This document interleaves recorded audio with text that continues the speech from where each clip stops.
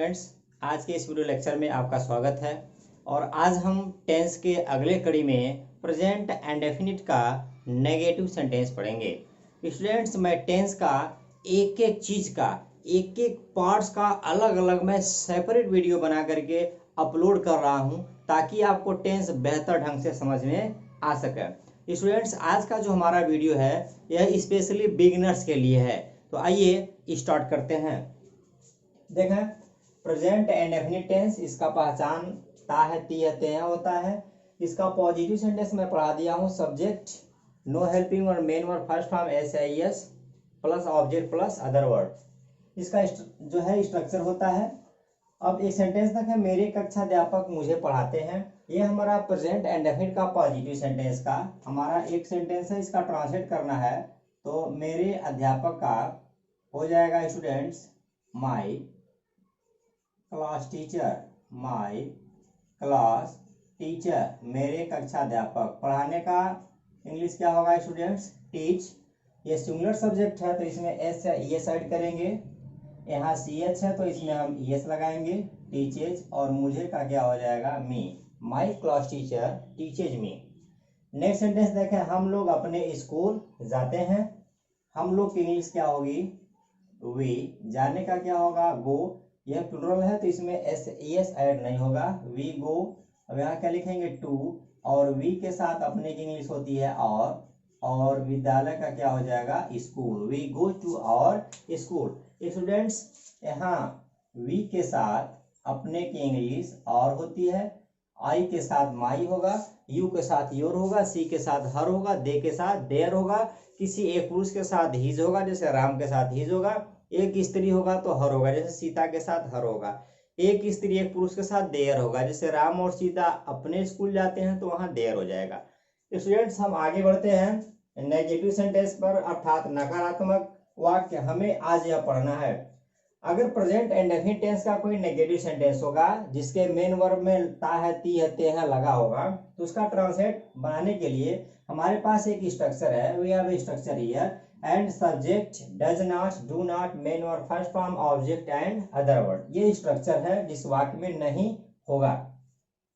He she it and singular subject के साथ does not का यूज करते हैं। स्टूडेंट्स, डज नॉट का कंस्ट्रक्शन हमारा डजंट होता है। डज नॉट लिखिए या डजंट लिखिए, बोथ आर इक्वल। नेक्स्ट देखें, I we you they and plural subject के साथ डू नॉट का यूज होगा। डू नॉट को हम डोंट भी लिखते हैं। Students, he she it and singular subject हमारा यह हो जाएगा थर्ड पर्सन सिंगुलर के साथ डज नॉट का यूज होता है। और first person singular plural, second person singular plural and third person plural के साथ डोंट का यूज करते हैं। ऐसे भी आप समझ सकते हैं। एक सेंटेंस देखिए, वह नहीं सोचता है। तो ता के बाद है कि इंग्लिश इजारम नहीं लिखी जाती है, मैं पहले ही आपको बता चुका हूं। वह की इंग्लिश क्या होगी स्टूडेंट्स? ही। सिंगुलर सब्जेक्ट तो क्या हो जाएगा? Does not. He does not. और सोचने की इंग्लिश क्या हो जाएगी? Think. He does not think. तो ऐसे हुआ, यही हमारा सिंगुलर सब्जेक्ट है तो ही के साथ क्या लगाएंगे? Does not. तो डज नॉट लिखा है या डजंट लिखा है। नेक्स्ट देखा, तुम मुझको नहीं जानते हो, तो तुम की इंग्लिश क्या होगी? यू। अब यू के साथ क्या लगाएंगे स्टूडेंट्स? Do not. तो क्या हो जाएगा हमारा? You do not. और जानने का इंग्लिश क्या होगा स्टूडेंट्स? नो। यहाँ के साइलेंट है और मुझे का हो जाएगा? मी। यू डू नॉट नो मी या you don't know me. Next देखें, मेरी बहन पैदल नहीं जाती है। मेरी बहन my sister, similar subject does not या डजंट, पुनः क्या होगा? गो। अब यहाँ पैदल का इंग्लिश होगा स्टूडेंट्स ऑन फुट। पैदल की इंग्लिश क्या होगी? On foot. जब कोई एक जगह से दूसरे जगह, जब कोई एक जगह से दूसरे जगह अगर ये पैदल जाता है तो हम यहाँ ऑन फुट लगाते हैं। क्या लगाएंगे? On foot. तो यहाँ पैदल की इंग्लिश क्या हो गई? On foot. वे लोग अपने कक्षा में शोर नहीं करते हैं। वे लोग की इंग्लिश क्या होगी? दे। हमारा प्लूरल सब्जेक्ट है तो दे के साथ क्या होगा? डोंट या डू नॉट। पुनः हम वर्ब को लिखेंगे सेंटेंस में। वर्ब हमारा जो एक्शन होता है वर्ब होता है अर्थात काम, तो शोर करना हमारा वर्ब है। तो दे डोंट, शोर करने की इंग्लिश होती है students make a noise. Make a noise, आप जो है इसे लर्न करना। मेक अ नॉइज शोर करना। टेल अ लाई झूठ बोलना, द ट्रूथ सत्य बोलना। They don't make a noise, तुम्हारी कक्षा में हम लोग तुम्हारी सॉरी वे लोग अपने कक्षा में शोर नहीं करते हैं। तो दे के साथ अपने की इंग्लिश यहाँ हम लिखेंगे देयर क्लास या क्लासरूम। ये हमारा कंप्लीट हुआ। नेक्स्ट देखें, तुम्हारी कक्षा में नहीं पढ़ते हैं। तो सब्जेक्ट यहाँ क्या है स्टूडेंट्स, हम लोग। तो हम लोग की इंग्लिश क्या होगी, वी के साथ क्या होगा, डू नॉट यानी डोंट। पढ़ने का इंग्लिश क्या होगा, read, we do not read. और पुनः मेक इंग्लिश क्या होगी, इन, प्रीपोजिशन है। तुम्हारी कक्षा में, तो in your class, in your class. यहाँ अपने की इंग्लिश नहीं है कि वी के साथ और लगाएंगे। वर्षा नहीं होती है स्टूडेंट्स, जब किसी सेंटेंस में वर्षा होना, पानी बरसना, बारिश होना लिखा जाता है तो उस सेंटेंस में सब्जेक्ट नहीं होता है। हम उस सेंटेंस में सब्जेक्ट के जगह पर इट का यूज करते हैं। तो हम यहाँ क्या यूज करेंगे, इट का यूज करेंगे। तो हमारा हुआ इट, और सिंगुलर सब्जेक्ट हमारा हुआ तो क्या हुआ, डज नॉट यानी डजंट, और पुनः हो गया rain. It does not rain और इट डजंट रेन। स्टूडेंट्स आइए कुछ और भी सेंटेंसेस को देखते हैं। एक सेंटेंस है कि राम और मोहन अपने स्कूल नहीं जाते हैं। राम और मोहन अपने स्कूल नहीं जाते हैं। तो यहाँ देखा स्टूडेंट्स, हमारा सब्जेक्ट क्या है, राम हुआ, और की इंग्लिश क्या होगा, एंड। पुनः क्या लिखेंगे, मोहन। अब दो लोग हुए, राम एंड मोहन, तो दो लोग हुए, तो हम जाएंगे डू नॉट अर्थात डोंट, प्लुरल हो गए। जाने का इंग्लिश क्या होगा, Ram and Mohan do not go, संबंध जुट रहा है तो टू। और अपने की इंग्लिश यहाँ क्या लिखेंगे, देयर। दो लोग हैं तो दो लोगों के साथ अपने की इंग्लिश देयर। और स्कूल का क्या हो जाएगा, यहाँ स्कूल ही लिखेंगे। जब कोई एक जगह से दूसरे जगह जाए और जिस जगह पे जाता है उस जगह का नाम लिखा होता है तो हम उसके पूर्व टू लगाते हैं। जैसे स्कूल है, एक जगह है, एक प्लेस का नेम है, तो इससे पूर्व हम टू का यूज करेंगे। स्टूडेंट्स यहाँ आप कुछ देख लें, मैंने क्या लिखा है, I, he, you, Ram, she, we, Mohan, they. पुनः मैं क्या लिखा, डू नॉट अर्थात डोंट। नेक्स्ट हुआ डज नॉट अर्थात डजंट। पुनः क्या लिखेंगे हम अब, गो। तो इस तरह से हो गया। देखिए करना क्या है आपको, अब आपको बोलना है कि आई के साथ डू नॉट का यूज होगा या आई के साथ डज नॉट का यूज होगा।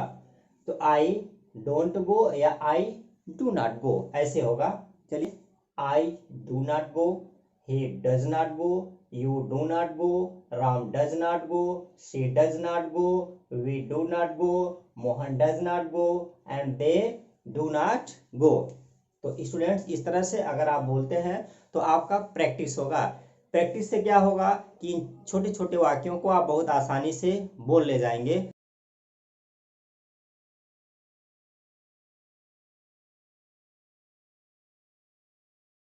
सेंटेंसेस को देखते हैं। सेंटेंस देखें, हम लोग झूठ नहीं बोलते हैं। हम लोग झूठ नहीं बोलते हैं। हम लोग झूठ नहीं बोलते हैं। स्टूडेंट्स हम लोग की इंग्लिश क्या होगी, वी होगी, एंड वी के साथ लगाएंगे डू नॉट या डोंट। बोलने की स्टूडेंट्स इंग्लिश होती है टेल अ लाई। तो हो गया we don't, do not tell a lie. Next देखें, मैं नहीं जानता हूँ, मैं नहीं जानता हूँ। मैं की इंग्लिश क्या होगी? आई। पुनः क्या हो जाएगा? Do not. और जानने की इंग्लिश क्या हो जाएगी? नो। आई के साथ क्या लगाएंगे? Do not. छोटे छोटे हमारी ये सेंटेंस है, छोटे छोटे वाक्य के बाद हम बड़े वाक्यों को पढ़ेंगे। और भी सेंटेंसेस देख लेते हैं। तुम्हारे मित्र लोग, तुम्हारे मित्र लोग यह काम करना नहीं चाहते हैं, यह काम करना नहीं चाहते हैं। स्टूडेंट्स, अगर आप इस सेंटेंस में देखेंगे तो एक हमारा वर्ब है चाहना, दूसरा दिया है करना। तो जब ना ने नहीं आता है तो इसकी इंग्लिश हम टू प्लस मेन वर्ब की फर्स्ट फॉर्म से लिखते हैं। यह आपको पिछले वीडियो में बताया जा चुका है। तो सारे मित्र लोग, योर फ्रेंड्स, अब प्लुरल हो गया तो क्या लगाएंगे? Do not. चाहने की इंग्लिश क्या होगी? वांट। पुनः क्या होगा? टू। यह काम करना, करने के लिए डू, और यह काम का क्या होगा? दिस, काम का work, to do this work. Next देखें, लिखा है रेखा पढ़ना नहीं चाहती है, रेखा पढ़ना नहीं चाहती है।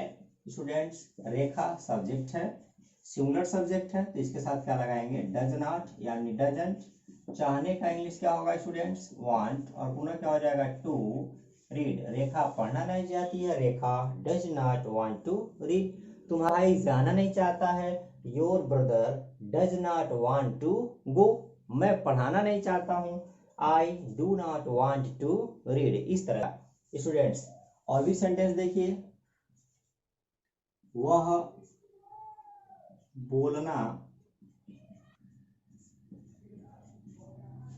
पसंद नहीं करता है, वह बोलना पसंद नहीं करता है, नहीं करता है। तो वह की क्या होगी? ही। सिमिलर सब्जेक्ट तो क्या होगा? Does not. पुनः क्या लिखेंगे? लाइक टू, और बोलने हो जाएगी स्पीक। तो जब सेंटेंस में पसंद करना हो तो हम वहाँ लाइक का यूज करेंगे, अगर सेंटेंस में चाहना हो तो हम वांट का यूज करेंगे। अगर इनके बाद कोई एक्शन हो जिसमें ना ने नहीं लगा हो तो हम टू लगा करके उस एक्शन को लिख देंगे। बट यदि एक्शन न दिया हो तो हम वांट या लाइक के बाद अगर कोई नाउन हो तो हम नाउन को लिख देंगे। आइए एग्जांपल से समझते हैं। मैं कलम नहीं चाहता हूँ, मैं कलम नहीं चाहता हूँ। इस सेंटेंस में चाहना जो है किसी नाउन पर है, काम को चाहना नहीं है, तो मैं की इंग्लिश क्या होगी? I do not like, I do not like a pen. मैं कलम को नहीं चाहता हूँ। उसी तरह से वह पानी नहीं चाहती है, शी डज नॉट या she doesn't want water. Student,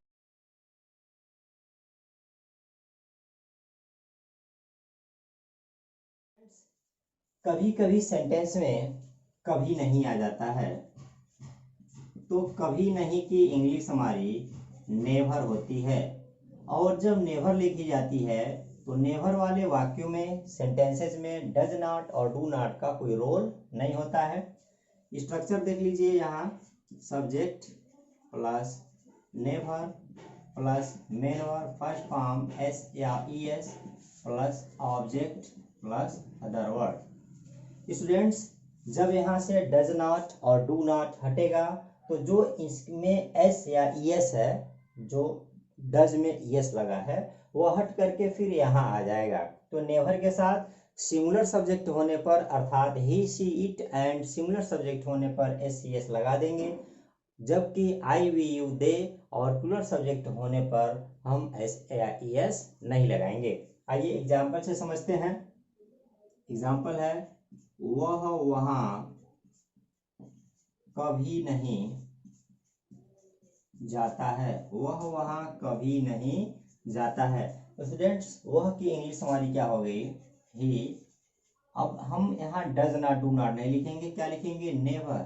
he never, जाने की इंग्लिश क्या होगी, गो, सिंगुलर सब्जेक्ट है तो इसमें ईएस लगा देंगे, ही नेवर गोज, और पुनः क्या हो जाएगा वहां की English, there, he never goes there. Next देखें, लिखा है मैं झूठ कभी नहीं बोलता हूँ, मैं झूठ कभी नहीं बोलता हूँ, तो मैं की इंग्लिश क्या हो जाएगी, आई। अब यहाँ फिर क्या होगा, नेवर, आई प्लुरल है तो झूठ बोलने की इंग्लिश टेल अ लाई, तो इसमें हम एस या एस नहीं ऐड करेंगे। तो स्टूडेंट्स यदि आपको नेवर मिलेगा तो इसके साथ आप मेन वर्ब में एस एस ऐड कर देंगे, यदि हमारा वर्ब सिंगुलर है, तो प्लुरल है तो इसमें एस एस नहीं ऐड करना है।